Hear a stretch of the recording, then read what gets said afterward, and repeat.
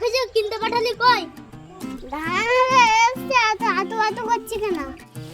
দোকানে তো ছাড়াটা দিল, ছাড়াটা নিয়ে গেলেও তো বাখান দিবে, আর গোটা নিয়ে গেলেও বাখান দিবে। একটা খেয়েই দেখি। আমি যাচ্ছি রে, তোদের জিনিস নিয়ে চলেছি। যা পারো এখন খাই। পকেটে তো পয়সাও নাই, যদি পয়সা থাকতো ফুলকুলি ফুলকুলি খায় ধরে।